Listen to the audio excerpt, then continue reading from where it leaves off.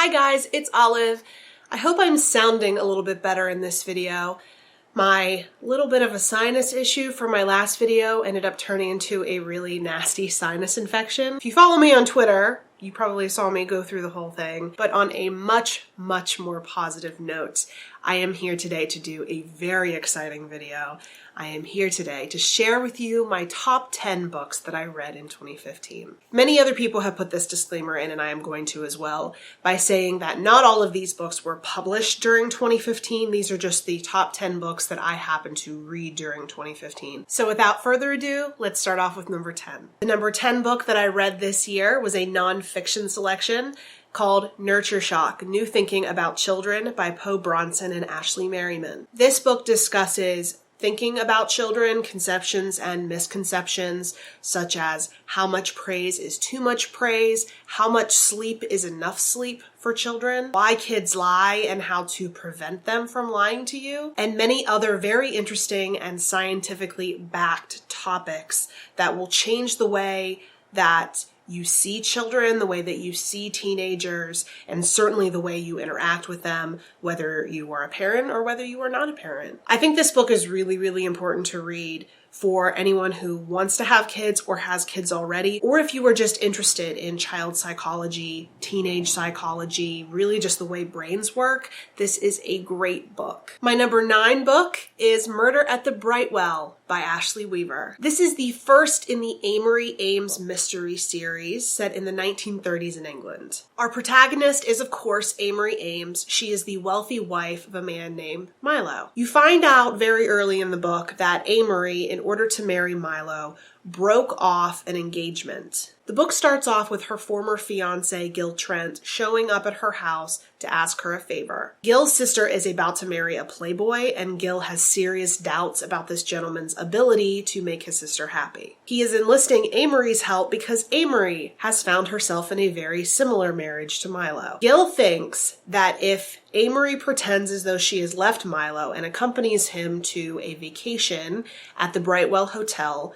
where he, his sister, and his sister's fiance, as well as some other friends, are vacationing, he believes if Amory accompanies him to this hotel and tries to talk some sense into his sister, that his sister will listen to Amory more than she has listened to him and will break off the engagement. However, things get complicated when someone turns up dead. This was a fabulously fun book. Amory Ames makes a wonderful main character. I had so much fun reading this. I love the dynamic between Milo and Amory. And I had a ton of fun reading the sequel, which came out this year, called Death Wears a Mask.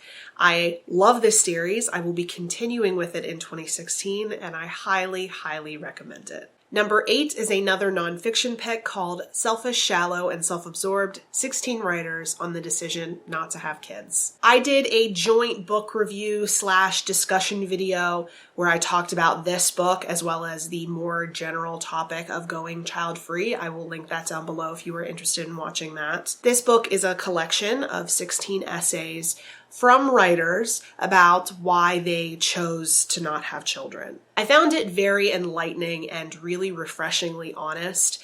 When I tell people I'm not having kids, I get a lot of, oh, well, you'll change your mind. You're still young. There is never really an acknowledgement that that might be what I want for my life, or that is a choice that a woman is completely entitled to make. Number 7 is An Uncommon Education by Elizabeth Purser. This is a book that really took me by surprise. I picked this one up in the fall because it had an academic vibe to it, and I really like reading academic books in the fall when school is starting again. There is a quiet power to this book that I really connected with. This book's main character is a girl named Naomi. In the first half of the book, you are seeing her as a young child, and you are seeing her determination to become a heart surgeon after witnessing her father have a heart attack. Naomi is also special because she has a photographic memory. The first half of the book is very focused on her relationship with her neighbor Teddy and how they are growing up together. But as I've said before, the book really takes off in the second half of the book, where Naomi goes to Wellesley and she gets involved in a Shakespeare society that puts on Shakespeare's plays. This book is supremely well written, and I think I connected to it so much because I saw a lot of myself in Naomi, and I'm not the kind of reader who needs to see myself in all kinds of characters, but Naomi has a really good memory, as do I. She's also more stoic and more of an INTJ personality, which I am. I love the academic setting. I loved how it made me feel all sorts of things. It made me feel a really beautiful kinds of melancholy, and it made me very introspective, and it just put me in this really cool headspace. It just really affected me. Any book that can do that to me definitely makes it on my top 10 of the year. Number 6 is The Likeness by Tana French. Really, I could give this slot to the entirety of the Dublin Murder Squad series. I read the entire series this year. I loved all of them, but The Likeness was definitely my favorite. What I think is so unique about this series is that you have the first book where you follow Rob and Cassie, and then every subsequent book gets a new protagonist that you have met in a previous book. The Likeness follows Cassie Maddox. More specifically, you're following Cassie going undercover as a girl who had been murdered that Cassie bears an uncanny resemblance to. She does this, obviously, to find out what happened to the girl. All of the Dublin Murder Squad books are supremely well written. They're really sarcastic and really funny. I just enjoyed the hell out of all of them. I would recommend the whole series. I cannot wait for Tana French to put another book out. My number 5 book of the year is City of Thieves by David Benioff. If you're new to my channel, you may not have heard me talk about this book because I read this book almost immediately after starting my channel. This book is set during the siege of Leningrad, where 2 young fugitives who had been arrested for different crimes and are essentially strangers to each other, instead of receiving the death penalty, are assigned to go on an impossible quest to find a dozen eggs for a general's daughter's wedding cake. Given the extreme scarcity of food during the siege of Leningrad, this is almost a death sentence. No one expects them to succeed, and the whole book is about their attempts to find these eggs and what all that entails. It is very short, but extremely well written. It's based off of a true story of David Benioff's grandfather. David Benioff is an extremely talented writer. He's one of the co-creators of the Game of Thrones TV show. So you're in good hands if you decide to pick this book up. My number 4 book of the year is Uprooted by Naomi Novik. I did a whole spoiler-free and gushy review video about this book, but this is an Eastern European fairy tale inspired book. In this book, there is an evil forest called the Wood. Some of the villages that neighbor this wood are under the protection of a very powerful wizard named the Dragon, who lives in a tower overlooking these villages. The only thing protecting the people in these villages is this wizard. In exchange for his protection, every 10 years, he selects a 17-year-old girl, typically one who is special in some kind of way, and takes her back to the castle for those 10 years. After 10 years, she is released, she's free to go, but the girls he selects never end up going back to the village. They always end up moving away to bigger and better things. No one knows why the girls decide to move away after they have spent those 10 years with the dragon. No one knows what happens to them during the 10 years. All they know is that every 10 years a new girl is selected. Everyone is completely convinced it's going to be Kasha, who is a beautiful, talented, really special girl, but instead it is our main character, Agnieszka, who is funny and charming, but very clumsy, very brave. She is selected, and we're not quite sure why at the beginning of the book.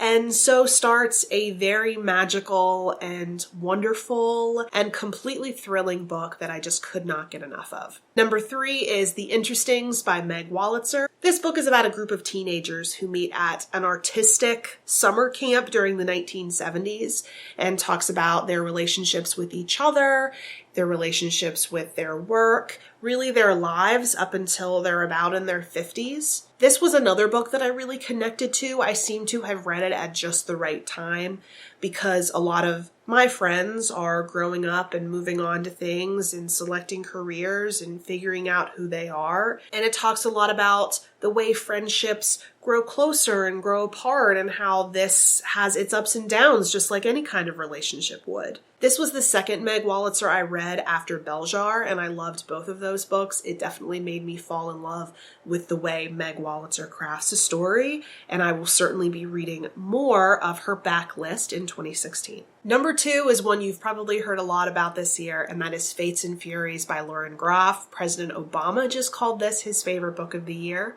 If you have not heard, this is a book about a golden boy, Lotto, and his kind of deeper and more mysterious wife, Matilda. For me, this book was a very, very interesting examination of marriage. It asked a lot of interesting questions.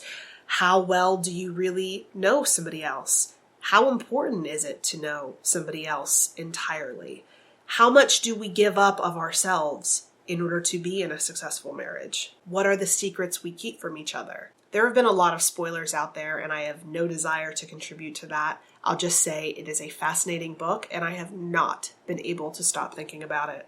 And my number 1 book of 2015 is The Czar of Love and Techno by Anthony Marra. Who's surprised? No one. I have talked about this book to death, and I'm perfectly fine in continuing to do so. I also did a review of this one. This is technically a collection of short stories, but they are all intertwined. This book jumps around in time and in place. So you do start off in the 30s during Stalin's purges, and then you'll jump to Chechnya in the 90s when one of the wars is going on. You jump back to Russia during the present day. It is all over the place, and it makes it so interesting to see the way all the stories intertwine. The writing is beautiful. It made me sob at one point, which does not happen very often. Also, I forgot to mention in my review, and I can't believe I did, that Anthony Marra created a Spotify playlist for this book. Anthony Marra compiled a list of songs on Spotify that he thought evoked the feeling of the book, and one of them is like a techno remix of the Nutcracker. And there's like an electronic version of Kalinka, and it is so much fun. I will put a link to it down below. I highly encourage you to go listen to it. I've been listening to it all the time. This is the best fiction book set in Russia that I've ever read, and that's up against City of Thieves, which was my favorite book set in Russia. But this one quickly took its spot. It is so fantastic. I don't think I can say it enough. I gave it 5 stars, and I wish I could give it 5 stars like 5 times over and give it 25 stars. It is so good. I really encourage you to read it. I don't think you'll be disappointed if you do. So those were my top 10 books of the year. I had an amazing reading year in 2015. I read some really great books. It was hard to narrow it down to these. Please let me know if you have any comments about any of these books, if you've read any, if you plan to read any. I would love to hear from you. I'm also on both Twitter and Instagram at abookolive, and the link to my Goodreads is down below if you would like to be friends. Thank you so much for watching. Have a very happy new year. I'll see you in 2016.